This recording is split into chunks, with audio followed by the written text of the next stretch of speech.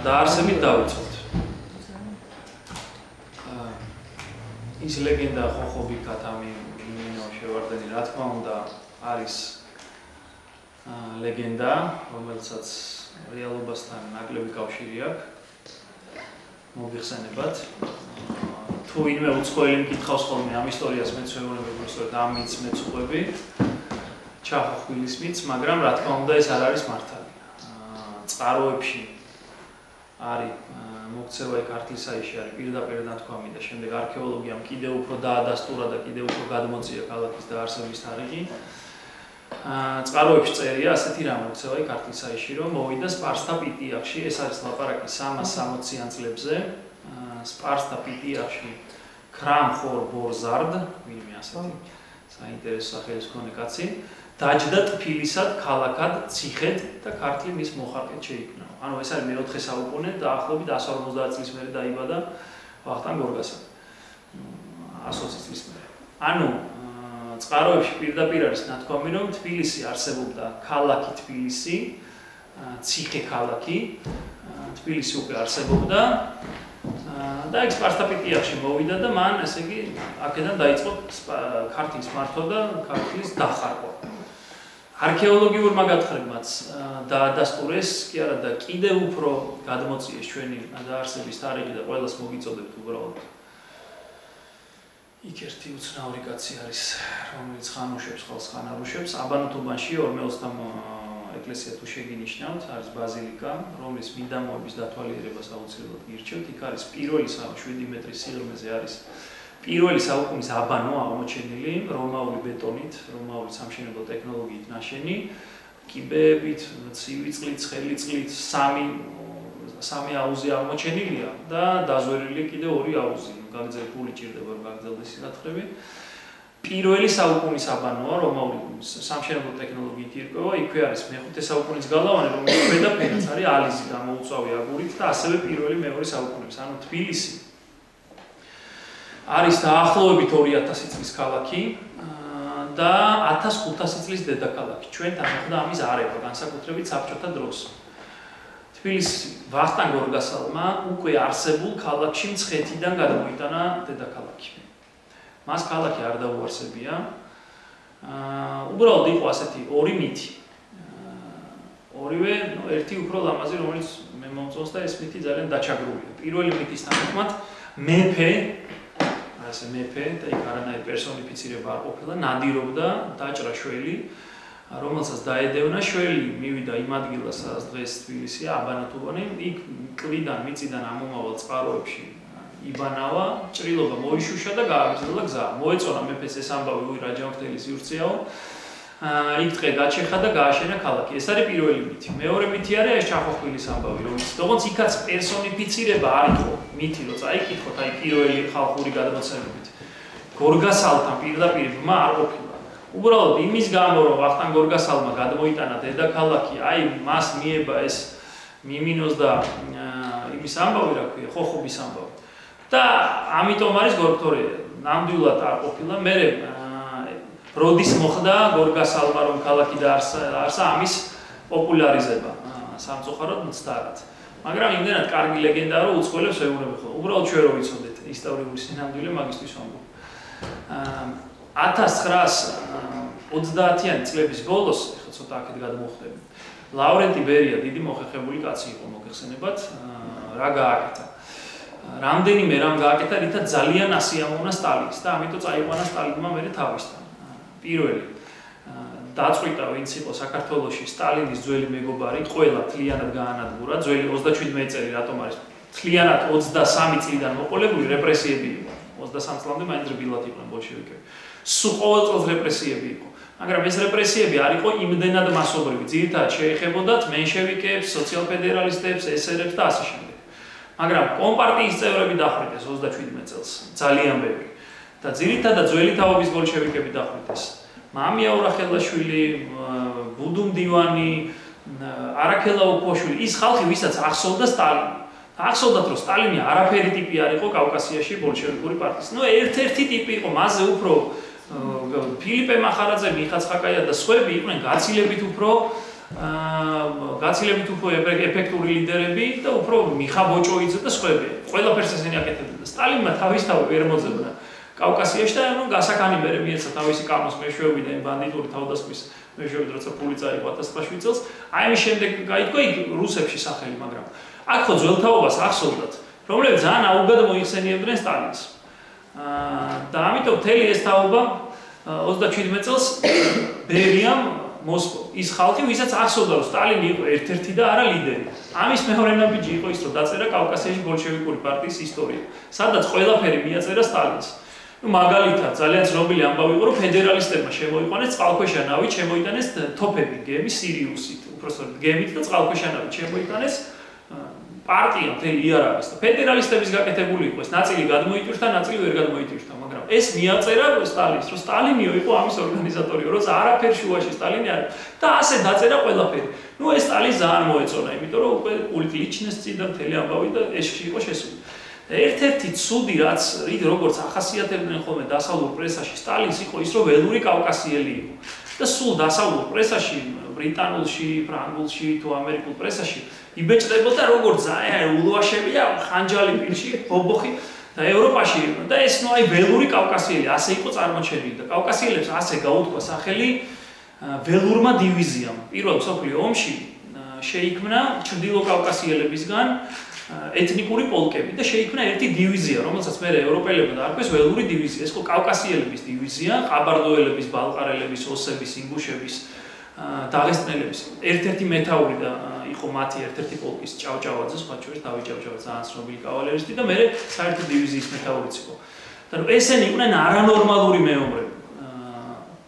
მართლა წვერებით, ამპოპოხებით, ხმლებით და ავსტრიის ფრონტზე, რა ვიცი, კვირაში ერთხელ 200 კილომეტრიან გარღვევებს აკეთებდნენ. იმიტომ და გაუვარდათ სახელი როგორც ნუ აი გიჟებს, რაღაც არანორმალური ტიპები, უზარმაზარი წვერებით, რომლებიც ამ ორი ხმით გადაწვებოდნენ ამ ცხენებზე გადმოწვებოდნენ და ნუ ავსტრიელების თავსატეხები იყვნენ და ნუ სისხლის მსმელება და იმას წარმოაჩენდნენ. აქედან იყო სტერეოტიპი კავკასიელის სამოსული, რომ კავკასიელები არიან წვერებიანები, ხანჯალი გვილებში, თავზე ფოფოხი და სტალინიც ამ კამპოტით და ამ სოუსით მიეწოდებოდა დასავლურ მედიას. და ბერიამ კიდევ ერთი მოხერხებული რამ მოიფიქრა. ბერიამ დაიწყო კამპანია, რომ სტალინი არის არა ველური კავკასიელი ხანჯლით პირში და იქ თავებს კი არ აჭერდა ავსტრიის ფრონტზე, არამედ სტალინი არის ძალიან ცივილიზებული, ნუ სინამდვილეში რაც არის. ძალიან კულტურული და ძალიან ესეთი ღრმა ისტორიის და კულტურის მქონე ერის წარმომადგენელი. და ამ დროს დაიწყო შოთა რუსთაველის 750 წლისთავი, თბილისის 1500 წლისთავი. ანუ ძალიან ისეთი კამპანიები დაიწყო, რომ წარმოეჩინა სტალინი არა ველურად, არამედ ძალიან ესეთი ცივილიზებული ერის შვილად. ამ კამპანიის ფარგლებში 44 წელს უნდა ჩატარებულიყო თბილისის 1500 წლისთავი უნდა აღენიშნათ. ვითომ გორგასალმა დედაქალაქ გადმოიტანა. ეს ეხლა ომის და უფლობის გამო გადაიდო და საბოლოო ჯამში ჩაატარა მჟავანაძე. ჩამპიონსმა ჩაეტარებინა და მე მჟავანაძე ბერიას და სტალინის მერე ჩატარდა. მთელი წელი იყო თბილისის 1500 წლისთავი და აი ეს იყო ძალიან სტარი რამ. აი რუსთაველზე ეროვნულ მუზეუმს რო დააკვირდეთ, იმის ნატოვაჩნაძის ქუჩის კუთხეში უზარმაზარი მორელიეფი რო არის შოთა რუსთაველის. აწერია თბილისი 1500 წლის ქალაქი. ძალიან სტარი. სიმღერები იყო თუ გახსოვთ 1500 წლის ახალ. ხო და საიუბილეო კრებული გამოიცა. ნუ ძალიან ბევრი წიგნი და გამოვიდა მაშინ თბილისსა და ძალიან კარგი რამ გაკეთდა ზოგადად. და იმ წიგნში თუ არ ვცდები ბერძენიშვილი თუ სიმონ ჯანაშია სტატიაა, რომ წერს რომ არაფრით არ შეიძლება თბილისის 1500 წლის აღნიშვნა. იმიტომ რომ ეს არის დედაქალაქობის 1500 წლისთავი და არა ქალაქის დაარსების. ნუ მოკლედ ხო იცით როგორა მედიამ მაშინდელმა თუ პრესამ აიტაცა, რადიოებმა აი სიმღერები და ეხა ჩავიდა ვახტანგ გორგასალმა დაარსა თბილისი. ნუ რაც სტარია, მაგრამ მოკლედ ჩვენ რო ვიცით. როგორ დაარსდა ეხა ქალაქი, როგორ წარმოიქმნა. ქალაქი წარმოქმნა სამმა გარემოებამ. პირველი ეს იყო ძალიან მოხერხებული მდებარეობა ქალაქის. დააკვირდა ქალაქი მაშინ არის აბანოთუბანი. მხოლოდ აბანოთუბანი, ანუ გული თბილისის. ეს არის ყოველდღიური მთებით შემოზღუდული, აქეთ ცოლოლაკის ქედი და განსაკუთრებით ცოლოლაკის ქედით და აუცილებელი წინაპირობა იყო, რომ ადგილი ყოფილიყო დაცული და ქონოდა თავდაცვის ეფექტური საშუალება. ეს იყო კლდე, რომელიც პირდაპირ ამ აბანოთუბნის თავზე კიდია. ეს ერთი გარემოება ძალიან მოხერხებული იყო თავდაცვის თვალსაზრისით. ბუნებრივი ზღუდე ქონდა ეხლა ნახევარკალაც და მხოლოდ წინიდან უნდა ჩაგეკიდო და ციხე აგეშენებინა. მეორე ფაქტორი იყო ის რომ ეხლა მე მეტეხის ხიდის შენებლობის დროს აქეთ-იქიდან კლდეების უჩამოინგრა. თორე ადრე ძალიან ისედაც ვიწროა კალაპოტი მეტეხის ხიდი სადაც არის. მან ძალიან ვიწრო კალაპოტი იყო მტკვრის. და ეს ძალიან მარტივ საშუალებას აძლევდა მაშინდელ ეხლა საინჟინრო ტექნიკა პირველ, მეორე, მესამე საუკუნეში წარმოვიდგენია. ძალიან მარტივი იყო ნაპირიდან ნაპირზე გადასვლა და ხიდის აგება. ეს ძალიან მნიშვნელოვანი იყო. ეს მეორე გარემოება და გოგირდის წყლები, რომელიც ამოდიოდა პირდაპირ ქალაიმიდან, მიწის გულიდან. და არის ეს მკვლევარი იყო უბრალოდ ძალიან საინტერესო მკვლევარი თბილისის ისტორიის მუზეუმის მეორე დირექტორი და ერთ-ერთი ყველაზე დიდხანს იყო ის კაცი ნიკოლოზ ბადრიაშვილი, რომელსაც აქვს შესანიშნავი წიგნი, ქართულად არ არის თარგმნილი სხვა შორის, წიფლის ქვია, პირველი ტომი, მეორე არ გამოცემულა. და აქ წერია რომ ძალიან საინტერესო დაკვირვებაა და მეც ძალიან მომწონს ეს, რომ ცხელი წყალი რომ მიწის გულიდან ამოდიოდა, ამან მიიზიდა მესაქონლეები და სავარაუდოდ პირველი თბილისელები იყვნენ მესაქონლეები, ტყავის დამამუშავებლები. ეს იყო ბუნებრივად გამზადებული წყალი, რომელშიც ხო იცით წყალში ალბობენ ამ ტყავს და ისე ამუშავებდნენ, ნუ ახლა ვინც ხალხურად ამუშავებს, კიდევ ასე ამუშავებს.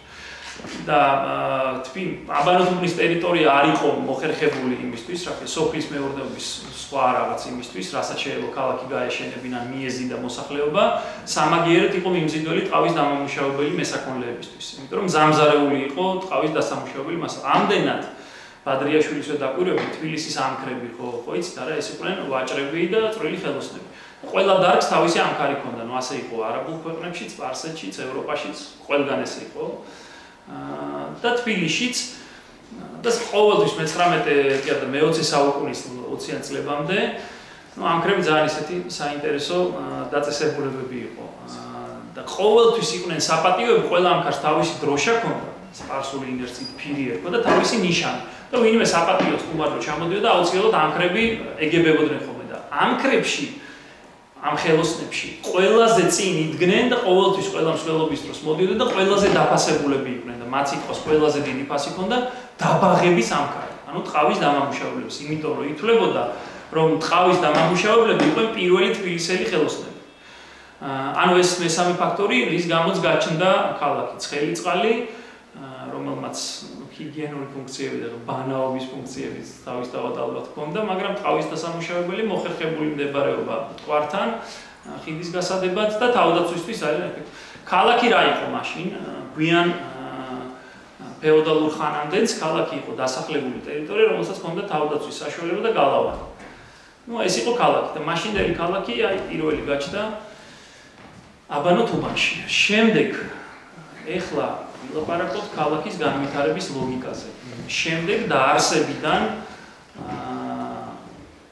მომდევნო პერიოდში რა ლოგიკა ჰქონდა ქალაქს.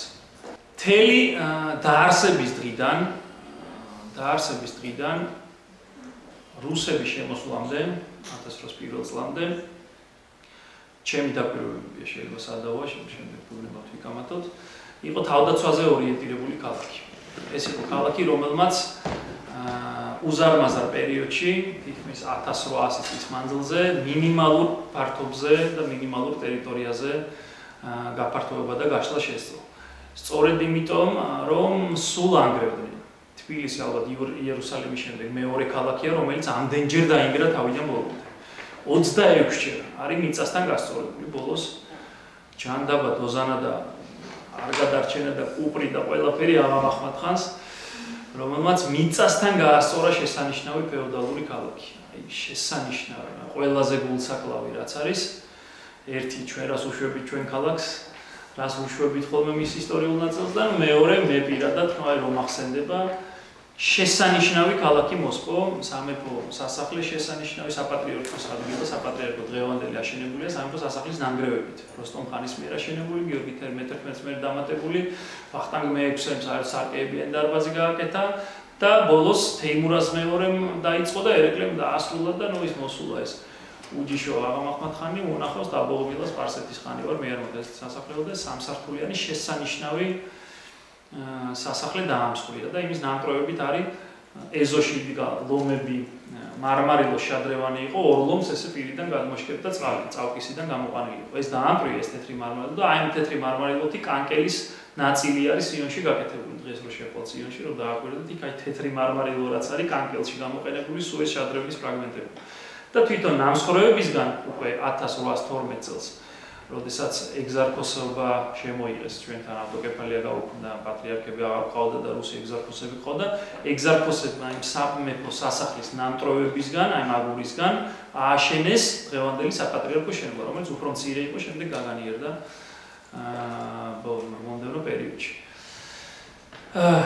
და ნუ მოკლედ შესანიშნავი ქალაქი მოსკვა აღმახმად ხანმა. და მთელი პერიოდის განმავლობაში ქალაქი იყო თავდაცვაზე ორიენტირებული. აბანოთუბნიდან შემდეგ მოახერხა გაშლა კალას მიმართულებით, დღევანდელი ლესელიძე და მისი ლესელიძე ყოფს კალას მოგვეხსენება ორ ნაწილად, ზემო კალა არის ბევრს ეშლება ხოლმე. ზემო კალა არის საპატრიარქოს მხარე და ქვემო კალა არის ნარიყალის მხარე. აი შუაზე რო გავყოთ ლესელიძე. ადრე შუა ბაზარი ერქვა, მერე ნუ 19 საუკუნეში არმიანსკი ბაზარი. სამხედრო ჭრომდა ამით. ეს კალა შემოიერთა და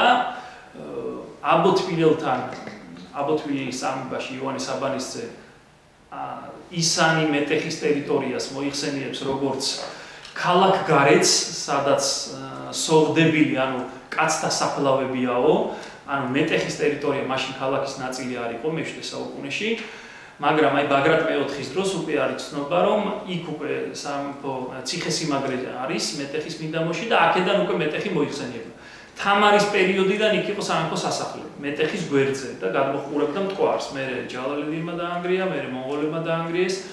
მერე აღდგენა უნდოდა აღამახმად ხანის აოხრების შემდეგ გიორგი მე-12-ს ამ სამეფო სასახლის, იმიტომ რომ ორად-ორი შენობა იყო დარჩენილი მაშინდელ თბილისში. ერთი იყო ერეკლეს მოედანზე, სულ ახლა ხანს დაინგრა ერთი 10 წლის წინ უპატრონობით სიმონ ბატონიშვილის სასახლე ასე ერქვა, თუმცა იყო ერთი სომხის ბებუთოვის, დარჩო ბებუთოვის და მეორე ლერმონტოვი აი გუდიაშვილის მოედანზე ერთ-ერთი შენობა. ორად-ორი საერო ნაგებობა გადარჩა, ერთი იმიტომ რომ არტემ არარატიანცმა უღალატა და ამიტომ აღამახმად ხანმა აღარ დაუნგრია და მეორე ფული გადაიხადა დარჩო ბებუთოვმა, თუმცა ეჭვია რომ მანაც უღალატა და უთხრა რეზერვები მეფეს არ ყავს. და ამიტომ გიორგი ეძებდა ნაკირავებს ცხოვრობდა გიორგი მე-12, რომელსაც ერეკლემ დაავალა ქალაქის აღდგენა და ეძებდა ადგილ სამეფო სასახლის ასაშენებლად და ესე წერია პირდაპირ გიორგი იმას წერია პლატონ იოსელიას, რომ ძველი სამეფო სასახლის აღდგენა დაიწყო თამარის დროინდელის მეტეხის გვერდზეო. ანუ როგორც ჩანს მე-18 საუკუნეში ნანგრევები იყო, მე-18 საუკუნის ბოლოს წარმოიდგინეთ თამარ მეფის სასახლის. და ესე წერია, სამეფო კარს იყო შემოხიზნული ერთი ევროპელი ავანტურისტი, აი ესეთ სამეფო კარებს ხო ავანტურისტები ევროპელები ეხიზნებოდნენ, ხო რომლებიც ექიმებიც იყვნენ, არქიტექტორებიც, რავი, არტილერიის ხელმძღვანელებიც და ეს იყო ესეთი ნემეცი დეიტრიხი, ასეა მოხსენიებული. და ამ ნემეცი დეიტრიხის პლანით დაიწყო, ანუ გეგმით დაიწყო აღდგენა და ნუ აი ეს მომენტი მკლავს. დაიწყეს მუშებმა სამეფო სასახლის აღდგენა, წარმოიდგინეთ ის მაინც დაფჩებული და დაეცა მეხი და მოკლა ორი მუშა და მე გიორგი მე-12 ხო მეტის მეტად მორწმუნე იყო და თქვა რომ ერთის ნიშანია და დაანება თავი და ნუ აი ეს ესე დარჩა მოკლედ ეს მეტეხი. ანუ იმის დროს რა ქვია, ეხლა ძალიან ხვდები აქეთ-იქით თუ კითხვები გეკნათ ან დამაბრუნეთ ხოლმე. უკვე ვახუშტი ბატონიშვილი გაახარებს ღმერთი დაუზარელი ქართველი, რომელმაც პირველად გასწია ისეთი შრომა, რომ არის გამაოგნებელი შრომა და ის რო არა, არ ვიცი, ალაფერი არ გვეცოდინებაო და ალბათ თუნდაც თბილისზე. 1735 წლის გეგმაში ასახელებს ძალიან საინტერესო წერს, ძალიან სასაცილო ფეთრობა, იმდენად დაღლილი იყო, რომ გამოეპარა. ამბობს, რომ თბილისი შედგება 4 ქალაქისაგან. ესე ამბობს, ძალიან საინტერესო ნათქვამია ეს. საკუთრივ თბილისი ეს არის ანუ 1735 წელი მე-18 საუკუნის შუა ხანა.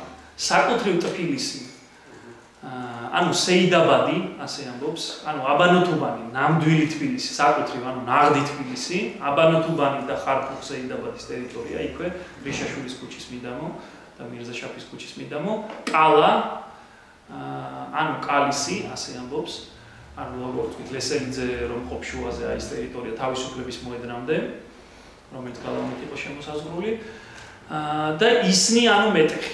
მეტეხის მიდამო იყო ისანი. კომუნისტებმა ძალიან აურიეს ტვინი ყველას, როდესაც მეტროს დაარქვეს ისანი. ის ტერიტორია იყო ღომელაური, იმას არაფერი კავშირი, ნავთლუხსა და ავლაბარშორის ტერიტორია, ანუ დღევანდელი ისნის მეტროს ადგილი, იყო ღომელაური სოფელი. არაფერი კავშირი ისანთან იმას არ ჰქონდა. ისნი ნიშნავს სამეფო სასახლის მიდამოს.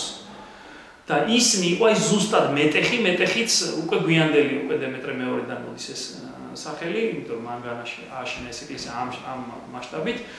ისანი და მეტეხი იყო ერთი უბანი. მეტეხის უბანი, რომელსაც იყო ციხესიმაგრე, ნარიყალა იყო დედაციხე, მეორე ციხე იყო მეტეხი და თაბორის მონასტერი რო ეხა იქ იყო მესამე ყორჩიკალა, ანუ თაბორის სამი ციხე ჰქონდა თბილისს და გარშემო გალავანი მთლიანად. ეს იყო თბილისი. ერთადერთი თამარ მეფის ხანაში გაიზარდა ქალაქი და მივიდა დღევანდელი თბილისი მერიოტი რო ყოფილი სასტუმრო თბილისამდე, იქიდან დასახლებების კვალი ჩანს, იქიდან 300 არაგველის ობელისკამდე. გალავანის ფრაგმენტი როა ეს თამარის პერიოდის გალავანი არის, საიდაბადის გალავანი, გარე გალავანი.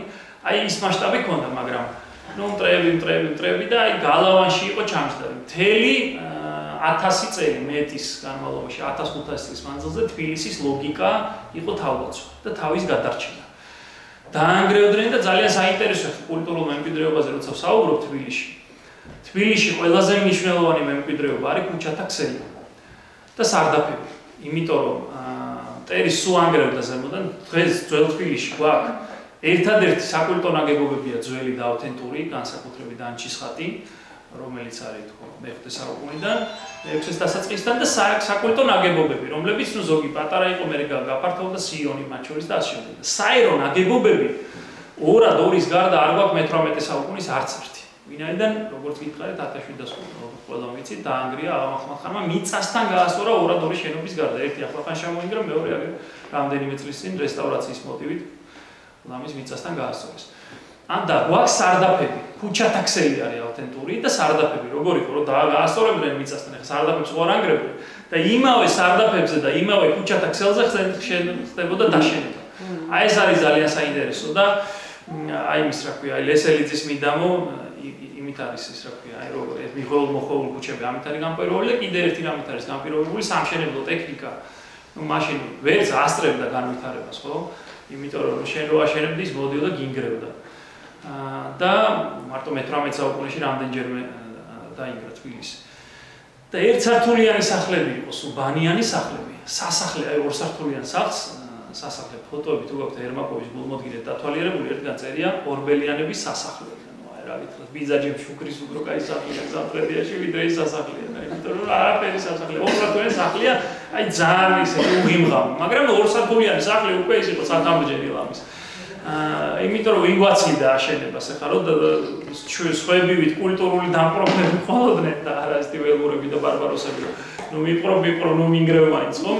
ჩვენ ცოტა ახლა სხვა ქალაქი გვექნებოდა. ნუ ეს არის რაც არის, მაგრამ სამწუხაროდ ამას ვერაფერი. და ეს იყო ამით იყო კიდე განპირობებული რომ სიმჭიდროვე იყო ქალაქში ძალიან გაზრდილი, იმიტომ რომ შენობები რომ მაღალი ვერ გქონდა, ამიტომ იყო ერთსართულიანები და ყველა ამიტოა ეს კაპილარული ქსელი, ლესელიძის აღმადა და კალაში როგორია, ხო რაღაცა ხლარტებივით არის აჩერხვალ სად გამოხვალ ვერ გაიგებ. იმიტომ რომ მაქსიმალურად სივრცეს იყენებდნენ. და ამიტომ იყო ასევე განპირობებული ამით გამწვანების კულტურა. ერთი ხი არის და ძველ ფოტოებს რო დააკვირდეთ, კალას, აბანოტუბანი, ხარფუხი ერთი ხი არის. იმდენად დიდი არ იყო გამწვანების ფუფუნება. ქალაქი იყო გალავანში ჩაჭეჭილი ერთსართულიანი ბანიანი სახლები, ამოშვერილი იყო მხოლოდ გუმბათები, საკულტო ნაგებობების და გარშემო იყო ბაღები. აი ეს ძალიან საინტერესოა, თუ ვინმე აქ გამწვანების კვლევარი ან მოყვარული ან შემდეგ აპირებს კვლევას, თბილისს ჰქონდა გარშემო, ოღონდ ჩვენი მახასიათებელი არის ჩვენი სიზარმაციდან და ღმერთის მიერ ნაჩუქარი ბუნებრივი სიმდიდრიდან, რომ აი კურკას რო აგდებდა ორი ხი ამოდის. აი ეს არც ერთი ბაღი არ ყოფილა გაშენებული. ყველა იყო თავისთავადი ბაღი. ორთაჭალის ბაღები, ვერის ბაღები, კწანისის ბაღები, თაცმიდის ბაღები. ყველა იყო ესე. იმიტომ რომ ბუნებრივად იყო. და უკვე გამწვანების კულტურა ეხა გადავახტე, კარგი გადავახტე. პირველად იყო ძალიან საინტერესო, როდესაც რუსთაველის გამზირს გოლოვინსკი არ ერქვა, ხო 1852 წლიდან დაერქვა და აი თავიდან იყო არაფერი, სარუსეთო გზა ერქვა. 1827 წელს იყო ასეთი სიპიაგინი, ისეთ სხვა შორის კარგი ურბანული შეგნების სამხედრო გუბერნატორი. რომელმაც ამ სარუსეთო გზაზე ან რუსთაველის გამზირზე 1827 წელს მარცხენა მხარეს დარგა ხეები. და ნუ ეს იყო შოკში იყო მაშინდელი ქართული საზოგადოება, რომ ხეს რა თუნდა ასე დარგვა. აი ეს რა არის, ასე მწკრივში რო რგაო. მაგრამ ნუ ეხლა რუსები რო დადიოდნენ და სვეცკაოდნენ და იმაშოვდნენ სეირნობდნენ, ნუ მე ძალიან მოდადიქცა და ბულვარი ერქვა. სანამ გოლოვისკი დაერქმებოდა რუსთაველს. და ამ ბულვარზე საღამოს სეირნობა მე ძალიან ამბად იქცა. და ეს იყო პირველი შტრიხი გამწვანების, ძალიან უცნაური. კიდევ უფრო მეორე შტრიხი იყო გერმანელების გამწვანების კულტურა, პლეხანოვი ვიცით რომ იყო სოფელი გერმანელების, ნოიეციფლისი, ბადენ-ვიურტემბერგიდან ჩამოსახლებულების თელი, ანუ კუკიას და ჩუღურეთი ორი სოფლის გავერანებული სოფლის ადგილას ეს დასახლება გერმანული, იმიტომ ეს კულტურული გეგმარება კუჩების პერპენდიკულარული და შიდა ბაღები, გორკის ბაღი, არტოს ბაღი, გოფილექტის ბაღი, ეს იყო გერმანელების მიერ მოწყობილი შიდა კვარტალური ბაღები, რაც ასევე ძალიან უცნაური რამ იყო ქართველებისთვის და სხვა შორის ქართველებს არ უშვებდნენ შიგნით. ეს გერმანელები ძალიან კეთმაღლები იყვნენ და ყველაზე ზემოდან უყურებდნენ მათ შორის რუსებსაც. ანუ ჩვენ განსაკუთრებით არ ვიშვებდნენ. ტულზენცებისთვის შესვლა იქ ზაფხულობით. ხო, ჩვენები ძალიან ცდილობდნენ იქ შესულიყვნენ, იმიტომ რომ საღამოობით ყოველთვის ზაფხულში რაღაც საღამოები იმართებოდა იქ და ნუ ძალიან კულტურული ღონისძიებები და ჩვენებს არ უშვებდნენ, ჩვენები ორთაჭალაში იყვნენ გამაგრებულები. ორთაჭალის ბაღებში. ეს ეხლა რაც შეეხება გამწვანების კულტურას ცოტა გადავუხვი. რუსების შემოსვლის შემდეგ ძალიან ბევრი რამ შეიცვალა. მართლა, ურბანული თვალსაზრისით ძალიან მნიშვნელოვანი ძრები მოხდა. ჯერ ერთი ქალაქს აღარ ჭირდებოდა გალავანი, იმიტომ რომ გაქრა პირდაპირ სამხედრო ინტერვენციის საფრთხე, ერთი-ორჯერ იყო რომ აი ევაკუაციაც კი დაიწყო 1870-იან წლებში. რუსეთ-თურქეთის ომის დროს იყო შიშიანობა და აქედან საგანძურის ნაწილიც კი გახიზნეს ჩრდილო კავკასიაში. მე დააბრუნეს დიდი ილია ჭავჭავაძე და რა ვიცი, ვინმე ჯუჯგუნელი და უკან დაებრუნებინათ, ყველა ჩარიეს ვინ შეიძლებოდა. არა, პირდაპირ სამხედრო შემოჭრა თბილისში არ ყოფილა. იყო სხვათა შორის ჰაჯი მურატის მკვლელობის შემდეგაც საფრთხე იმის და მიზანი წინანდლის აოხრებას ულაც არ ყოფილა შამილის. თბილისს ემუქრებოდა. იმდენად დიდი შიში ყოფილა მაშინ 1851 წელი იყო თუ არ ვცდები, რომ მარტყოფში დღესასწაულზე ყოველთვის დადიოდა მთელი ქალაქი. ნუ ერთ-ერთი ყველაზე დიდი დღესასწაული იყო. არავინ არ წავიდა შიშით, რომ მოკლედ შამილის თავდასხმას ეკეთებოდა. მაგრამ თავდასხმა არ ყოფილა და ქალაქი 116 წლის განმავლობაში მხოლოდ იზრდებოდა და შენდებოდა. ნუ მოგწონს, არ მოგწონს, კარგია, ცუდი, ასეთია ისტორია, შეგვიძლია ვიფანტაზიოროთ, რომ ესე შევცვალოთ, შემოцვალოთ, მაგრამ რაც არის, ის არის. ნუ ეხა ისტორია ხო იცით როგორი ესეთია. ზუსტი არის ამ შემთხვევაში, რომ რაც მოხდა, მხოლოდ იმას არ რისხავს და ნუ ეხა რა თქმა უნდა, ყველა თავისი ინტერპრეტაციით ისტორიკოსები, მაგრამ 19 საუკუნეში ნაკლებია ინტერპრეტაცია, იმიტომ რომ ხელმისაწვდომი რომ იყო ინფორმაცია. ერთ ისტორიკოსზე დამოკიდებულები არა ვართ. ქალაქი გაშენ განსაკუთრებით ძალიან საინტერესო ურბანისტი იყო მიხეილ ვორონცოვი. ერთ-ერთი ყველაზე დიდი ამშენებელი და აღმაშენებელი თბილისის. ნუ რა ვქნა, მე ამ კაცის ურბანული თვალსაზრისით დიდი პატივისცემელი ვარ, იმიტომ რომ ასეთი გონიერი და ასეთი მიზანდასახული ურბანისტი ქალაქს მე-19 საუკუნეში საერთოდ არ ყოფილა. ნუ ეს იყო უბედურება, რომ ქალაქის განვითარება იყო დამოკიდებული მეფის ნაცვლის ან თავარმართებლის ურბანულ შეგნება შეუგნებლობაზე, სამწუხარო და არა გეგმებზე, მაგრამ ეს ასე. ქალაქი ვითარდებოდა, განსაკუთრებით ვითარდებოდა. ბატონო? ხო, მოვალთ მაგამდე. ჩვენთან უარესად არის, მაშინ ვორონცოვმა ურბანული წესები შემოიღო, თვითონ იძლეოდა ამ წესების დაცვის მაგალითს, მაგალითად წითელი ხაზები ქალაქში გაჩნდა ვორონცოვის დროს. და არის ცნობილი, რომ მაჩაბელის ქუჩაზე ერთმა სომეხმა მოდელმა გამოწია პეტრა ნახევრი წინ და ნუ მოკლედ ვორონცოვმა დიდი ამბავი აუტეხა და უკან გააწევინა ეს შენობა. იმიტომ რომ აი მე უფრო წინ უნდა ვიყო მეზობლებზე. და წინ გამოწია პეტრა ნახევრით ერთ-ერთი შენობა ტროტუარზე გამოაშენა და ეს აიძულეს რომ უკან გადმოეწია. სართულიანობის ჰორიზონტალური და ვერტიკალური წითელი ხაზების გარდა სართულიანობა არც ერთი ნაგებობა არ უნდა ყოფილიყო საკულტო ნაგებობაზე მაღალი. ამიტოა ძველ ფოტოებს რო უყურებ და თვალს წყალს ალევინებ კაცი და აი თვალი როგორ ისვენებს, რომ აი ერთ თარგზე არის მოჭრილი ყველა შენობა და მარტო ეკლესიების ან კირხეს ან მეჩეთის გუმბათები ჩანს. ამასაც ძალიან მკაცრად იცავდნენ ურბანულ წესებს, მაგრამ და ქალაქი განვითარდა განსაკუთრებით აყვა აღმა მტკვარს და გაიწევა ძალიან გაიწელა თბილისი. იყო მტკვრის აღმა აი აბანოთუბნიდან ლამის სიმამდემდიდან, ნუ ვერა 1890 წელი და ვაკე 1907 წლიდან. საბურთალოს ვაკეს და საბურთალოს გაუმიჯნავდა სანამ დამოუკიდებლობას გამოაცხადებდით მანამდე. ერთი კონტექსტიდან და ეს მეტნაკლებად ლოგიკური იყო. ორივე ნაპირი მეტნაკლებად მიყვებოდა ერთმანეთს. პლეხანოვზე გერმანელები დასახლდნენ, გააშენეს ყოფილი სოფლები კუკია და ჩუღურეთი და კუკია. თუ ასე შეხედოთ შენ მხრიდან, დადგა ხიდის გაყვანის აუცილებლობა, ვორონცოვმა მადათოვზე 2 ხიდი გადაატარა, მერე გაგრძელდა ისევ ესე ქალაქი. მერე ნიკო ნიკოლაძემ თქვა, რომ ვერა უკვე ქალაქის ნაწილი ხდება, გახდა და ხიდი უნდა შევაშველოთ ელბაქიძიდან, ანუ ყოფილი ვერის დაღმართიდან გადაიყვანეს ასევე კუკიაში მეორე ხიდი, დღევანდელი გალაქტიონის ხიდი. ამან კიდე გამოაცოცხლა ეს ქალაქი. კონტექსტიდან ერთი ამოვარდნილი იყო, აი დაუგეგმავად მოხდა ნახალობის განაშენიანება. რკინიგზა გაიყვანეს, ვერავინ წარმოიდგენდა, რომ იქ განაშენიანება გაჩნდებოდა, მაგრამ უშემარ რკინიგზა კეთილით აი ესე რა, სტათარიახლი დასახლება შექმნეს და აი ესე წინასწარი იმის რა ქვია, დაგეგმვის გარეშე მოხდა განაშენება. მაგრამ ლოგიკა ქალაქის განვითარების იყო სიმშვიდე, სიმდიდრე, განვითარება, მაგრამ საერთო ღერძი ლოგიკას არ იყო. კარგი ურბანისტი მიხეილ ვორონცოვი კარგად ავითარებდა, ბარიატინსკის დიდად არ ადარდებდა ეს ურბანისტიკა, ამდენად ქალაქში პროცესები გაჩერდა. შემდეგ ხან წავიდოდა წინ, ხან არ, ნუ მერე შემოეშველა ნიკო ნიკოლაძე თავისი რაღაც უშრეთ 4 გზის წევრი იყო ნიკო ნიკოლაძე თბილისის საკრებულოს დღევანდელი ტერმინით რო ვთქვა, გარაცკაია დუმა იყო მაშინ 4 გზის და იყო იდეების გენერატორი. ნუ ეს იყო სამწუხაროდ არა დაფასებული მისი იდეები, აი თბილისში მისი იდეები. დააფასა ლავრენტი ბერიამ, რომელმაც მოსვლისთანავე თაროდან ჩამოიღო ნიკო ნიკოლაძის ყველა იდეა, ნატახტარ ბულაჩაურის წყალსადენები გამოიყვანა, კანალიზაცია გააკეთა, იმის რა ქვია, ლინდლეი ერთი იღლიაში ამოჩრილი ფრანგი ყავდა ნიკო ნიკოლაძეს ყველაფრის პროექტებს აწევრიდა. თბილისის კანალიზაციის პროექტი იყო მზად, დამუშავებული და იდო თაროზე იმტვერებოდა. ბერიამ გადმოიღო გააკეთა.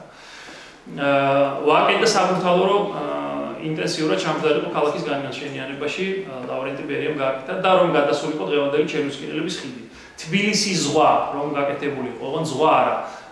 ნიკო ნიკოლაძე ამბობდა, რომ ძალიან შხამოს სამგორის ველი, სამგორი არის თქვა მაშინ, აი ეს მლაშე ტბები, 1-2 ტბა იყო, ძალიან შხამოს ქალაქს, ამიტომ ტბების კასკადი უნდა და გააკეთებინა. ახლა თბილისის ზღვის მასშტაბზე მაშინდელი სამშენებლო ტექნიკით ვერ გავიდოდა. გადამოიღო ეს პროექტი და გააკეთა ლავრენტი ბერიამ. ნუ მოკლედ, ნიკო ნიკოლაძე და მაგრამ არ იყო ერთიანი გეგმები. მაგალითად, ვორონცოვმა დადო სოლოლაკის ეს ქუჩათა ქსელი როა ეს პარალელური პერპენდიკულარული გააკეთა ვორონცოვმა. გერმანელებმა თვითონ შეუკვეთეს და გააკეთეს პლეხანოვზე პარალელური და პერპენდიკულარული ქუჩათა ქსელი. აულაბარში მოხდა კორექცია ქუჩების. მთლიანად ვერ გაასწორეს, მაგრამ უკვე არსებულ და ჩამოყალიბებულ განაშენიანებას გაუკეთეს კორექცია. ჩიხები გახსნეს და გამოვაკუჩებათ, გამჭოლ ქუჩება ჩამოყალიბეს. მაგრამ ერთიანი დოკუმენტი ქალაქ განვითარებით არ შექმნილა. და ერთიანი გეგმა და შესაბამისად ლოგიკა არ ყოფილა. ეს იყო ფრაგმენტული განვითარების, მაგრამ შეუქცევადი განვითარების ლოგიკა.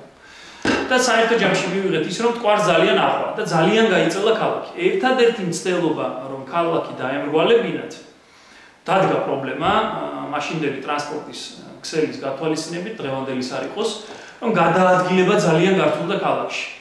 ხარფუხიდა რომ ჩასულიყავი დიდუბის ბოლოში მუშტარიდის ბაღში მაგალითად სასეირნო და უკან დაბრუნებულიყავი მთელი დღე გზაში იქნებოდი, იმიტომ რომ კონკა დადიოდა და აღოღავდა ერთადერთი. ნუ მე ელექტროტრამვაი შემოეშველა 1902 წლიდან.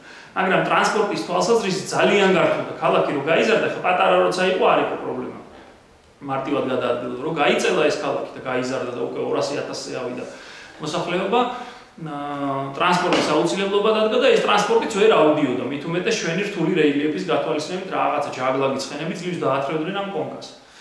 ამდენად ცოტა იფიქრეს თუ ბევრი აი ქალაქის საიდ წარმართოთ, იყო ასეთი მშენებლობა ქალაქის სათათბიროში და მოიფიქრეს რომ ზემო თბილისი გაეშენებინათ. და ზემო თბილისი უნდა ყოფილიყო სწორედ დღევანდელი ანძარო დგას თაცმინდის პლატოზე.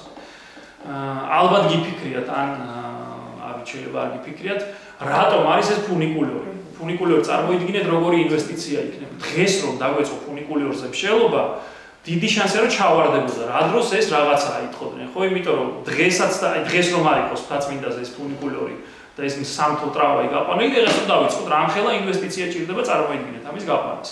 გვაქვს ამის ფული არ გვაქვს დაიწყებოდა ამაზე სერიოზული მშეობა, ხო? მით უმეტეს მაშინ 1900-იანი წლების დასაწყისში. მაგრამ გაიყვანეს იმიტომ, რომ ზემო თბილისი უნდა აშენებულიყო, იქ უნდა გაშენებულიყო ახალი სოლოლაკი, ასე ეძახდნენ. და არქივში ტონისთან, ტონი გახლავთ, ეროვნულ არქივში, საისტორიო განყოფილების ხელმძღვანელი, საისტორიო არქივის ხელმძღვანელი. არის დღემდე შენახული თაწმინდის პლატოს განშენიანების გეგმა. არის ქუჩათაქსელი და გაყიდეს იქ რამდენიმე მოხერხებულმა ტიპმა, იყიდა მთელი ეს თაწმინდის პლატო და ქუჩებად დაყიდა და დაპროექტდა და უნდა დააშენებულიყო, მაგრამ როგორც ყველა და ამას და რო ფიქრობდნენ, ნუ ერთი გზა ავიდოდა ისეთი გზა, როგორც ადის, მაგრამ ეხლა წარმოიდგინეთ, მაშინ ფაეტონით იქ სანამ ახვიდოდეთ, დღეს არის ცოტა რთული, ხო? მიხოლ შეასlo კოჯრის გზით და ყველაზე მოხერხებულად თქვეს ბელგიელები მაშინ ძალიან რუსეთის იმპერიას შემოჩენილები იყვნენ, ტრამვაი და კონკამათი იყო და თქვეს რომ ჩვენ გავიყვანთ სამთო ტრამვაის და მათ გაიჩადეს ეს ინვესტიცია და განახორციელეს და 1905 წელს კი გაიხსნა აპრილში ეს, მაგრამ დაიწყო პირველი რევოლუცია რუსეთის იმპერიაში და სადაც მაუზერი და ნაგანის სროლის ხმარი, ინვესტიცია ხო ფთხება ჩვენი გამოცდილებით 1900 ომის მერე როგორ დავარდა უცხოელი სამშენებლო ბიზნესი რო გაჩერდა. ასევე იყო. ეს პროექტი ზემო თბილისის ჩავარდა. 1907 წელს კი მოერივნენ ამ რევოლუციას იქ პოლიპინი და სხვები, მაგრამ ნუ ვეღარ დაძრეს ეს საკითხი. ვეღარ დაძრეს და შემორჩა იქ და მერე ხუმრობები იყო, ერთი დუქანი გაარიო იქ თაწმინდაზე და მერე უკვე ბერია მოუძებნა ფუნქცია, რომ პარკი გააშენეს. ქალაქი აღარ გააშენეს, გააშენეს პარკი. და დაიდგა ეს სატელევიზიო ანძა. და ასეთი თავგადასავალი. ნუ მოკლედ ზემოთ ვერ განაშენიანდა, მაგრამ ესეც ფრაგმენტული იყო, ეს არ იყო სტრატეგიული ხედვის ნაწილი. ნუ ვიღაცა თქვა, მოდი იქ გავაშენო და დაიწყეს ამ მოდის მიხედვით ამის შენება. შემდეგ, ნუ მენშევიკების დროს ლოგიკა არ იყო ეს რაღაც თვითგადარჩენაზე ვიყავით, ხო, დამოუკიდებლობის პერიოდში იმდენი ომი მოვიგერიეთ, რომ აი ცოტა გიკვირს კიდეც ამდენ როგორ გაძლეს, რომ ნახო კაცმა, აქეთ დენიკის იგერიებდნენ, იქიდან ხო სომხეთთან ომი, თურქეთთან ორი ომი შიგნით აჯანყებები, შემდეგ ის რა ქვია აზერბაიჯანთან პირველი შეტაკებები, ნუ წითელ აზერბაიჯანთან, მაგრამ მაინც 20 წელს და ნუ კიდე კარგად გაკაჩეს მე რო კაცმა მკითხოს, ამიტომ რომ მაშინ არაფერი, რამდენიმე ტოპონიმის გამოუცვალეს სახელი. სხვათა შორის ძალიან ეფექტურად. ორი ტოპონიმი, რომელსაც მეჩევიკებმა გამოუცვალეს სახელი, ძალიან დამკვიდრდა ქალაქის მეხსიერებაში. ერთი როგორ მოხდა ძალიან საინტერესო ისტორია. მაშინ თბილისი ხო ძალიან პატარა იყო. 1918 წლის აპრილში მოხდა ეს ამბავი. გოლოვინსკი ერქვა, დამოუკიდებლობა ჯერ გამოცხადებული არ გვაქვს, მაგრამ დაახლოებით მიდამოებში ვტრიალებთ. 1918 წლის აპრილში გაზაფხულზე და ცისფერ ყანწელები ყოფილან თორმე აი მეფის ნაცვლის სასახლესთან, ანუ სათავრობა იყო. და ამათ ეხლა თბილისურად რო ვთქვათ თანამედროვედ პონტი ააგდეს მოკლედ რომ გამოვლელ ზეუბნებოდნენ რომ გაიგეთ რომ გოლოვინსკს რუსთაველი დაარქვეს რუსთაველის შოთა რუსთაველი და ესე ააგორეს და თელი დღე იმდენად დამაჯერებელი გახდა იმ მოლანასრედინის ანდაზებს ახლა მეორე დღეს ქალაქ საკრებულო შეიკრიბა რომ ვინ დაარქვა რუსთაველი იმას რა ქვია გოლოვინსკს და ნუ ვინ დაარქვა ერთ იმდენად გაავრცელეს და იმდენად დამაჯერებელი რომ მეორე დღეს მართლა ქალაქის საბჭოს ხომაზე დაამტკიცეს და რუსთაველის გამზირი დაარქვა გოლოვინსკს. ეს ერთი ტოპონიმი რაც მენშევიკების შემოგვჭა ძალიან ეფექტური და მეორე პლეხანოვი. იმ პერიოდში 1918 წელს თუ არ ვცდები მოკვდა გიორგი პლეხანოვი, რომელიც იყო ნუ რა ვიცი მაგათი ხტარი, ნოე ჟორდანი მის მზეს პიცულობდა და ადგა და დაარქვა იმის რა ქვია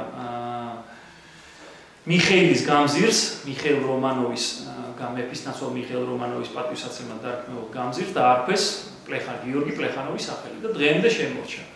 ჩემი აზრით, ნუ მესვრით, მაგრამ ტოპონიმებთან დაკავშირებით აი ეს რაღაცა კამპანიური რაღაცების დროს ცოტა მეტი დაფიქრებაა ხოლმე საჭირო, იმიტომ რომ ჩემი აზრით დავით აღმაშენებელს გაუკეთეს მაშინ ამ გადაწყვეტილებით ცუდი საქმე. ვინაიდან პლეხანოვი მაინც ცოცხლობს და ასე დროს ცოტა მეტი სიფრთხილე, იმიტომ რომ არის ტოპონიმები, რომლებიც ნუ არაფრით არ იცვლის სახელს, რა ვორონცოვი, პლეხანოვი, თუნდაც ელბაქიძე ჩემგან საძულველი, მაგრამ ნუ არა ხილიანი ხო საერთოდ, ნუ აი ჩიქოვანის ქუჩა რო უთხრა, ვერავის ვერ აღსნა, ხო? ამდენად ეს სამი სამართო და ტვინში ჩაწერილი რაღაცები ისეთი, ამდენად ცოტა ტოპონიმებზე უნდა ვიფიქროთ, ხომ ეხა ჩემ თავშეურების აგრეთვე. ბატონო? ხო, ნუ არაფერს პლეხანოვი არ აფუჭებდა. დავით აღმაშენებელს რო არ თქვენ რაღაცა მახო უნდა ქონდა თან რაღაცა დავით აღმაშენებელს ხო, არაფერი, მაგრამ ჩაჯდა სხვათა შორის და ესეც არის ქალაქის ისტორიის ნაწილი. მე ასე ვფიქრობ, ამდენად ცოტა მეტი სიფრთხილე იქნებოდა საჭირო აწონ-დაწონა და ასე. სადაო შეგვიძლია არ დავეთანხმოთ. ბატონო? შელუსკინელებიც ასე, ხო. და ბევრი რაღაცა კამპანიური ისინი მე არ ვიცავს ხოლმე, როცა კამპანიურად რაღაცებს არ ხდება. მაგრამ ეგ იქით იყოს. ბოლშევიკების დროს რა ლოგიკა გაუჩნდა ქალაქს. 20-იან წლებში არანაირი ლოგიკა არ იყო. 20-იან წლებში იყო აი ეხლანდელი ჩვენი მთავრობის არ იყოს აი 9 წელი და 9 წელი და აი ის იყო ბოლშევიკების დროს რომ აი მაშინდელი ნებისმიერი სტატია ნებისმიერ თბილისი ყველაფერი არის 10 წლის თავით საბჭოთა თბილისი ესეთი კრებული გამოცემული 31 წელს ну აი მენშევიკები და ეს დამკლები არაფერს რო არაკეთებდნენ და საქალაქო მეურნეობა დაინგრა და სუალი იმათთან ჯიბრი და თვითონ ბევრი არაფერი არ გაუკეთებიათ რა ცოტა რაღაცა წყობში მოიყვანეს ისტორია აი ბევრი არაფერი არ გაუკეთებიათ და კონდათ რაღაცა ფუტურისტული იდეები ამ თბილისთან დაკავშირებით. სხვათა შორის საჯაროში აქ ვეძებდი ერთხელ ბერიაზე რა იყო შენახული. ყველაფერი ხო ან გადახაზული ან ამოჭრილი ან რაღაცა. ერთადერთი სტატიაა ლავრენტი ბერიასი 1932 წლის. 12 წლის. შესანიშნავი რო დააფარო ხელი და არ იცოდე რომ ეს არის ლავრენტი ბერიასი, ტაშ დაუკრა.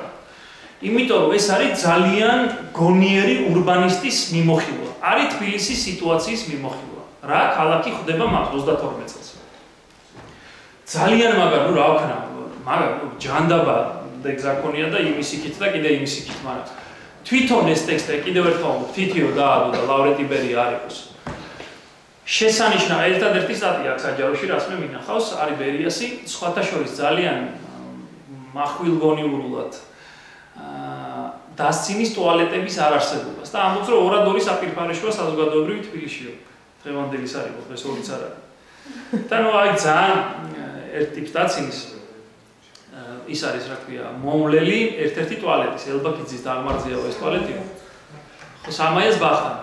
და ეს რო წყალს ზოგავს და ამაში რო პრემიას უწევს თბილწყალკანალი მაშინდელი. რო აი ესე ნახეთო რა ცოტა წყალსო და არა და იმ ტუალეტში არ შეისვლებაო. აი იმის გამო რომ ეს ამდენ წყალს ზოგავსო რა და ამის გამო პრემიას მოკლეთ რა და ძალიან საინტერესო მიმოხილვა ქალაქის. და პირველი იყო ნუ რა ვქნა ეს ოხერი ბერია, რომელმაც დაიწყო ქალაქის მასშტაბურ გააზრება. დაუძახა ცოდნე ჭვიან ხალხს ბატონო. რა პოზიციიდან დაიწყო? 1932 წელს ხომ გახდა საქართველოს ეკას პირველი მდივანი. 32 წელს, 38 წლამდე 6 წელი სანამ მე იქ დაუძახებდა უფროსი. როგორ 32 წლის მოხსენება, ანუ როგორ ჩანს, ეს ურბანისტული ვნებები მაშინ ყოველთვის იყო, ხო არქიტექტორობა და ინჟინერობა უნდოდა. და რაღაცა ეტყობა ეს აწუხებდა, იმიტომ რომ ერთ-ერთი პირველი მოხსენება არის ამ თბილისის სიტუაციის მიმოხილვა. ხელისუფლებას რო დააკვირდით, აქვთ ასეთი ვნება. ორ რამეს აკეთებენ. აუცილებლად უნდათ რომ ურბანულ სივრცეში კვალი დატოვონ და რაც შეიძლება ჩქარდ. პირველი ყველაზე მარტივი არის ტოპონიმების შეცვლა, ქუჩების სახელების გადარქმევა. და მეორე არის არქიტექტურა. ყველას უნდა ნუ ეს ხელისუფლები, აი ფარაონები ხო რა, ამდენ სწავლობდნენ, ეხლა ამდენი ხალხი დახოცეს იმ ქვების ნაზივი, ხო, პირამიდების. ყველას უნდა თავი არქიტექტურაში დაიმკვიდროს, იმიტომ რომ ნუ როგორც ეს ცოტა გზელვადიანი, მოკლევადიანია ფირნიში, რასდროს არაფერი არ აქვს ქუჩისაბრის, ხო? ეს არის ტოპონიმი. და აი ყველას უთხარი, ახალი შეცვლილი იყო ხელისუფლება, რომ აბა ეხლა ვნახოთ ახალი ხელისუფლება ქუჩებზე გაიწევს თუ არა, ხო? თავის პოლიტიკურ გემოვნებას და იდეოლოგიას ეცდება თუ არა, რომ გადაიტანოს ეს თბილისის ტოპონიმები, რო აიღოთ ტოპონიმების ისტორია. პირდაპირ აი თავისუფლების მოედანს მომიყვებით რა. თავისუფლების მოედანი თავიდან შეშის მოედანი, მე ერქვა შტაბის მოედანი, იმიტომ რომ სამხედრო შტაბი აშენდა, მე თეატრის მოედანი, როგორც ეს ხალხურად ერქვა, პირველად დაერქვა პასკევიჩ ერევანსკის მოედანი, პასკევიჩმა რა აიღო ერევანი მიანიჭეს ერევნის წოდება, თავიდან ერქვა პასკევიჩ ერევანსკის მოედანი. მე პასკევიჩი მოძრო დარჩა ერევანსკი და ერევანი, ერევნის ხათრით არ დავუკვირდეთ. ერევანი რომ აიღო პასკევიჩმა იმის ხათრით დაარჩა. პასკევიჩ ერევანსკის მოედანი 1917 წელს, როდესაც ნიკოლოზი გადადგა დაერქვა თავისუფლების მოედანი, დიდი მიტინგი იყო. შემდეგ დაერქვა ბოლშევიკების დროს ზაკ ფედერაციის მოედანი, როდესაც საკავკასიის ფედერაცია შეიქმნა. შემდეგ ერქვა ბერიას მოედანი, ასე უსაფრთხოდ. ბერიას მოედანი 40 წლიდან 53 წლამდე, შემდეგ ერქვა ლენინის მოედანი, ისევ თავისუფლების. რატო ვამბობ? რო შეხედო და არ იცოდეთ რა ქალაქია, აი უბრალოდ პოლიტიკურ ეს სახელები გეო ბერია, ლენინი, ესე 53 წელს ბერიას რაღაც დაეპახო, ჩააჩოჩეს. ის აი პოლიტიკურ გემოვნებაზე მეტყველთ. ყოველი ახალი ხელისუფლების ვნება და შიხიაშვილი მოვიდა თუ არა თუ გახსოვთ ეგრევე დაიწყო რომ ირინა ილუკიძის ქუჩა უნდა დაავარქვა, ზვიად გამსახურდიას აეროპორტი უნდა იყოს, რესპუბლიკის მოედანს ღერა კოსტაოს აი პირველი რასაც მარტივი რა იაფია რა მიანდა კი ის აბრა გამოცვალა და მეორე იწყებ არქიტექტურაში თავის დამკვიდრებას ქალაქის არქიტექტურაში და ჩვენ ისეთი ქვეყანა ვართ რომელიც ინსტიტუციებზე არ დგას დღემდე საწუხაროდ ინსტიტუციებზე არ დგას და პიროვნების ნება ვინც არის ოფიციალური თუ არაოფიციალური მმართველი ქვეყნის აი იმის პირად გემოვნებებზეა სამწუხაროდ ქალაქის განაშენიანება თუ არქიტექტურა დამოკიდებული სუსტი დემოკრატიებს ახასიათებს სუსტი დემოკრატია რა თქმა უნდა ის აგეთებს ხო ბატონო მოსკოვში ალბათ პუტინი მართავს პუტინს როგორ ჩანს უფრო ქვეყნების დაპყრობის ნება ვიდრე არქიტექტურის ავტორიტარულ უზევავ ხარ და პუტინმა რომ მოიმდომოს ახლა წითელ მოედანს უკუღმა დადგავს ხო ფაქტი არის მაგრამ არ აკეთებს მაგას ხიმის შეცვალეს და მე რამონაკოს და ჩვენთან ეს არის ამის გამოვლინება რომ მართველების გემოვნებაზე იყო დამოკიდებული ხა ბერიამ აი დავიწყოთ ბერიამ ქალაქს პირველი სტრატეგიული დოკუმენტი შეუქმნა და 20 წლიანი გეგმა პირველი გეგმა 35 წელს შემუშავდა ბევრი რამ არის ამ გეგმაში სადაო მაგალითად ის არის გულდასაწყვეტი და სადაო რომ გეგმის ეშხი იყო ის რომ დაემარცხებინა სოციალისტურ თბილისს ბურჟუაზიულ ფეოდალურ კაპიტალისტური თბილისი ამიტომ პირველი რაც ქნეს რომ სოლოლაკში აი პლეხანოვზე ძველ სახლებში აი დღეს რა შედეგებსაც ვიმკით სადაც გამოასახლეს ძველი საფლობელები და შეასახლეს 10 იმდენი ხალხი თითოეულ სახლში. სარდაფებში მისცეს ერთადად მესაკუთრე. და ყველა მერე დაიწყო თავის გემოზე სველი წერტილების მოწყობა. ძველ თბილისში ორი რამ ანგრევს შენობებს. თვითონ კი არ დაიღალა ეს შენობები და თვითონ კი არ ინგრევა. უფრო დიდხანსაც გაძლევდა, მაგრამ ორი რამ ანგრევს. ერთი რომ სველი წერტილები აი ქაოტურად და პირდაპირ საძირკველში ჩასული, აი პირდაპირ ყველა ხო დაიწყო თავისთვის 5 ოჯახზე რომ იყო აშენებული სამსართულიანი სახლი. იყო ხო იყვნენ ლიდერები და ასე ჰქონდათ. და იქ რო შესახდა 30 ოჯახი. და იმათმა კიდე რო იმატეს და კიდევ გადატიხრეს და გადატიხრეს. ყველამ ხო დაიწყო ინდივიდუალური იქ ხო 5 სველი წერტილი იყო 15 სამი სართულის მიხედვით. უცბად გაჩნდა 55. ბატონო? მათ შორის აცტუპნიკებიც და წავიდა თვითნებური აი რაღაც სამკვანძების გაყვანა. და ეს იმით თავრდებოდა რომ წლების განმავლობაში სკდებოდა მილები და ის ზემოთ არ ამოდიოდა, მაგრამ საძირკველს ძალიან იმოშვებოდა, რა ქვია, აბუჟბუჟებდა ამ ხნის განმავლობაში. მეორე არის გრუნტის წყლების მოუწესრიგებლობა. იმიტომ რომ უკვე დიდი ხანია 50 ეს უმადური საქმე ხო არის არ ჩანს. აი რაღაცა მატრაკვეცა მართველები ვერ გახსნიან ლენს კანალიზაციის მილის, იმიტომ რომ ის მაღლა არის ჩასული. ამით დაბლა არის. ამიტომ თავს არავინ არ იწუხებს რომ საძირკვლებში რაღაცები აკეთოს. მეორე ნაწილია კიდე ის ისტორიული კოლექტორები, რაც იყო, ისიც სარდაფებად არის დატიხრული. აი ბუდიაშვილზე ერთ-ერთი პრობლემის წარმომქმნელი ეს არის, რომ იმიდან მომავალი ნიაღვარი, სოლაკის ქედიდან სანიაღვრი კოლექტორი არის დატიხრული სარდაფებად. ამიტომ იტყურებოდა, რომ მესამე იყო კიდევ ერთი, აი ბერიას ცოტა ნაჩქარეობის შედეგი, რომ როდესაც დააბეტონეს სანაპირო ორივე მხარეს, თბილისი ხო არის ქვაბულია, ამფითეატრულია ორივე მხრიდან. ამას ხო ბუნებრივი დრენაჟები ჰქონდა, ზემოდან ჩამომავალი ქუჩები ყველა იყო ხევები ადრე. თაწმინდაზე მაგალითად ბესიკის ქუჩა, ჭავჭავაძის ქუჩა ეს ხო ხევები იყო, ისე როგორც ჩუღურეთში ხევები იყო ეს ფლიან და ბუნებრივი ის ხდებოდა რომ დაწრეტა ამ ნიაღვრების ან დინარების, ხო? და ესენ ჩადიოდნენ ბუნებრივი დრენაჟი ტყვარში და როდესაც ესეთი მოდური მაშინ მოდური სახელი ერქვა ამ კამპანიას, ტყვარი ბეტონის არტახებში ჩასვეს და თავისთავად კარგი იყო ორი სანაპირო რო გაჩნდა, ეხლა კოლაფსი იქნებოდა სრული სატრანსპორტო სანაპირო არ გაითვალისწინეს ბევრ შემთხვევაში სიჩქარის და ამ ხუწლებების და ლენტის გახსნის იმით რა ქვია ეშხით არ გაითვალისწინეს ამის დაწრეტა ბუნებრივი და ამანაც დააგუბა წყალი როდესაც რა ვიცი მილიონობით ტონა ბეტონი ჩაისხა ეს დააგუბდა ეს მიეჯახა ამის დაწრეტილი წყალი მიეჯახა და წამოვიდა უკან სარდაფებისკენ და ეს ამფითეატრები ნელ-ნელა უკან ამოივსო ერთ-ერთი მიზეზი ესეც არის ეს სამი რამ ანგრევს ისტორიულ ქალაქს არაფერი ნუ ერთი მიწისძვრა ჰქონდა 2002 იყო თქო თუ ორსტებით და დანარჩენის ბუნებრივი კატაკლიზმები არ და არ დაღლილდა შენობები თავის აი ამ რაღაცებმა დაანგრია და ამ რაღაცებმა ვოროცოვსა იმას დაუბრუნდები რომ დავასრულებ ლოგიკა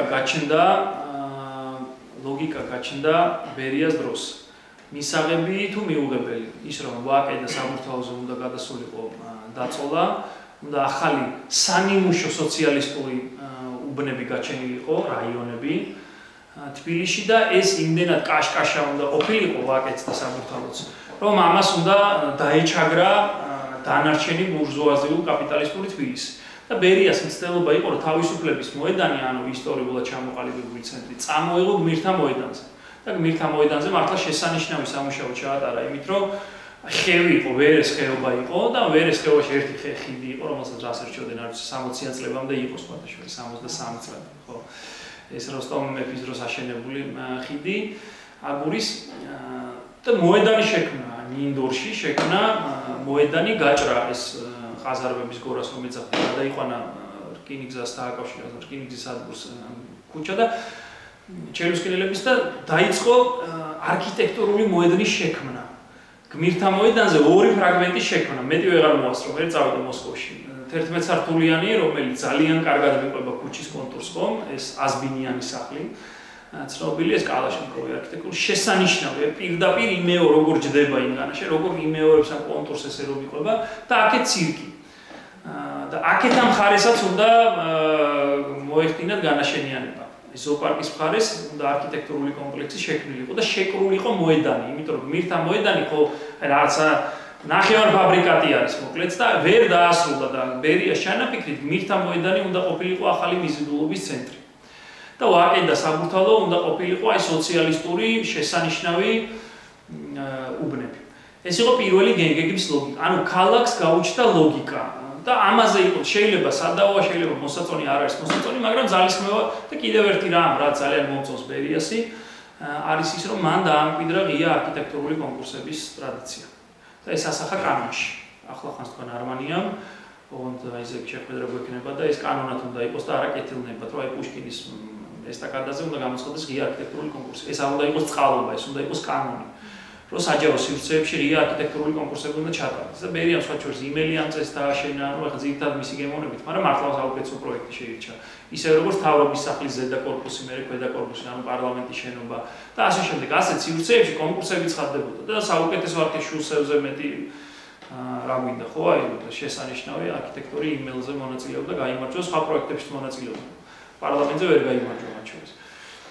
ეს იყო ძალიან კარგი ბერია შემდგომ. მეორე გენგეგმა, როდესაც გაკეთდა, მეორე გენგეგმის ეშხი იყო მექანიკური გაზდა ქალაქის. ნუ ახირება იყო, რომ მილიონიანი უნდა გამხდარიყო ქალაქი. ამან ძალიან ბევრი რამ გააფუჭა. იმიტომ რომ ბევრი შეღავათი ეკუთვნოდა ამ შემთხვევაში ქალაქს, მილიონიან ქალაქს.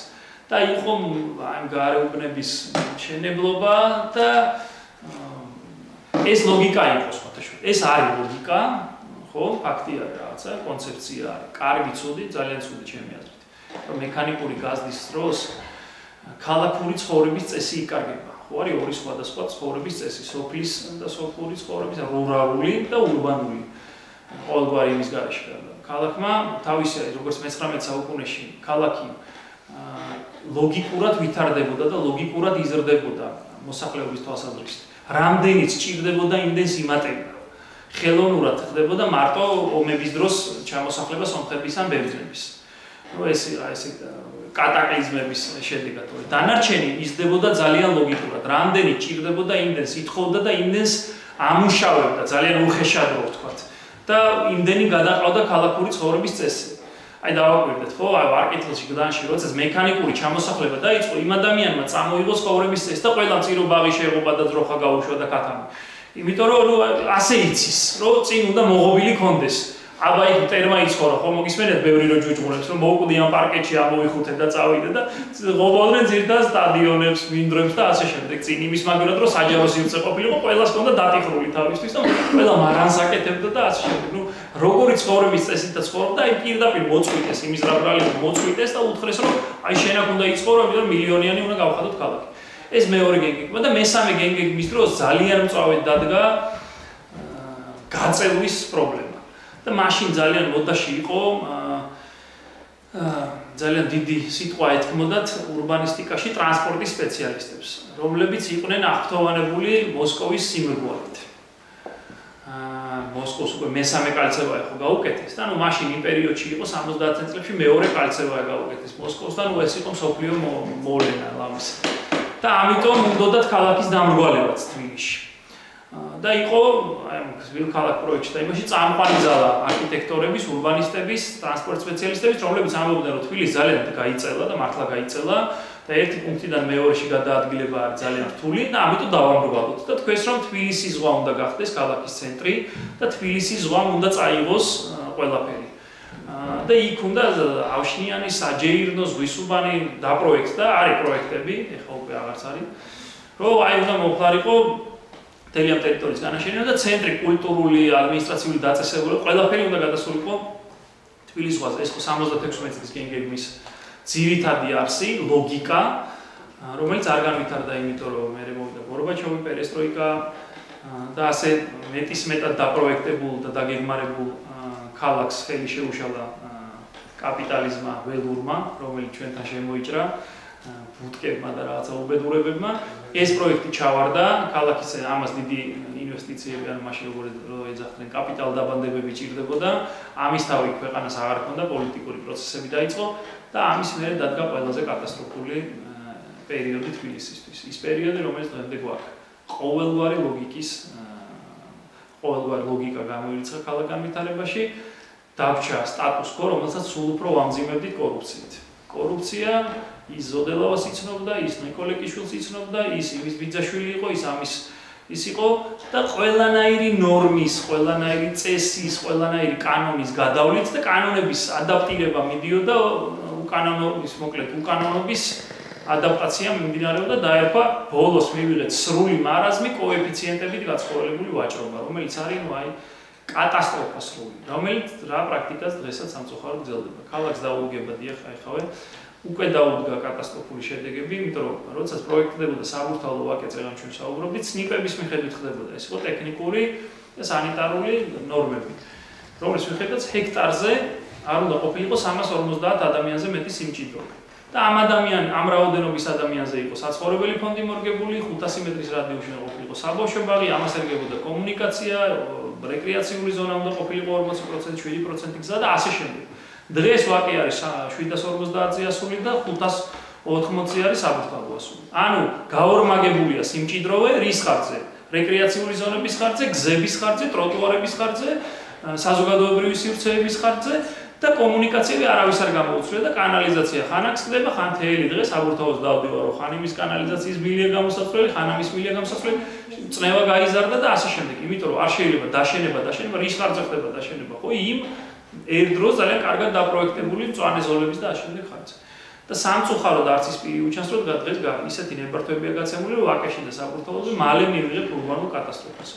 ძალიან მალე მივიღებთ და ამის შედეგი იქნება ლოგიკურად ის, რომ ვაკე იქნება ურბანული ჯუნგლები ძალიან მალე და რისთვისაც ვაკეს ეტანებიან ის უკვე დაკარგულია და შეგნებული ხალხი იმ დღეს მე ჩემი მეგობარი ვიყავით ნაძალადებში, ნახალოვკაში, ციკლაურის ქუჩა არის, ჩემ ერთ მეგობართან დავიეთ და გაგიჟდა ეს ბიჭი ცხოვრობს ვაკეში, ფალიაშვილზე და მართლა დაიწყო ეხა განცხადების წერა, რომ გაყიდოს ვაკეში და იყიდოს ნახალოვკაში, იმიტომ რომ სიწყნარე, სუფთაჰაერი, ტვერი არ არის, ხო, აი პირდაპირ გეუბნებით 2 დღის წინ რა გადაწყვეტილებას მიიღო.